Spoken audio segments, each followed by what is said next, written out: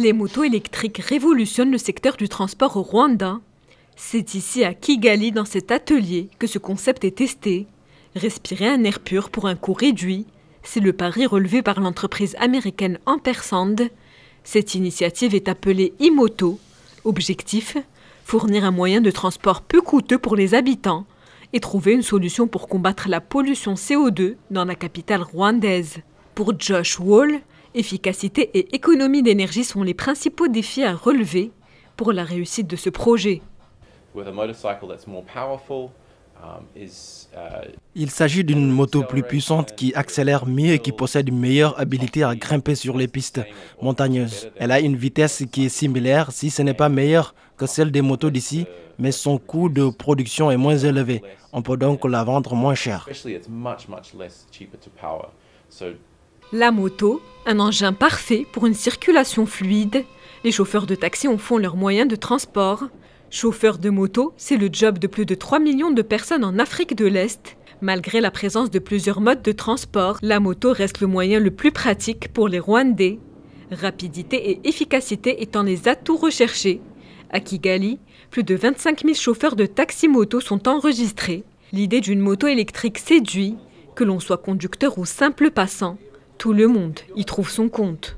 Je pense que ces motos vont bien marcher ici. Je pense que les gens vont les aimer. Les motos qui utilisent du carburant sont bruyantes et génèrent trop de fumée qui vous étouffe quand vous êtes aussi au siège arrière. Le coût d'une moto électrique ne dépasse pas les 1 400 $, un gain d'au moins 500 $ par rapport à une moto à essence. Pour Josh Wall, la moto électrique est une solution alternative qui, en plus de préserver l'environnement, elle permet de réduire ses coûts au quotidien. Les conducteurs ici à Kigali dépensent environ 2 000 $ chaque année dans l'essence et la vidange. Mais avec nous, pas besoin de vidange et les coûts en énergie ne dépassent pas les 900 $ par an pour une moto. Pour un motard, c'est une économie de 1 100 $ par an, ce qui est une somme importante.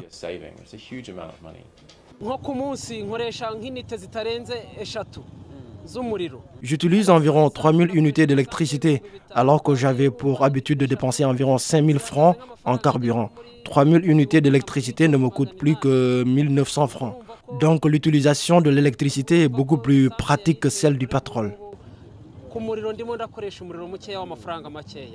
Ce projet est soutenu par le gouvernement. Bien déterminé à lutter contre la pollution, le Rwanda fait du respect de l'environnement un combat quotidien. Sa capitale Kigali est considérée comme l'une des villes les plus propres d'Afrique. Toute initiative innovante est alors encouragée. En plus du respect de l'environnement et de la réduction des coûts, Ampersand recherche aussi la performance. Le système de freinage est meilleur que celui des motos traditionnelles. Les motos sont plus confortables quand on les monte. Il n'y a plus de bruit quand vous les conduisez. Et c'est là parce qu'il n'y a pas de pot d'échappement et donc aucune émission. La start-up américaine vise un large marché. Ampersand envisage de lancer la commercialisation de la e-moto en fin 2019. Le marché rwandais n'est qu'une première étape, car l'entreprise compte à l'avenir étendre ses ventes dans les autres pays d'Afrique.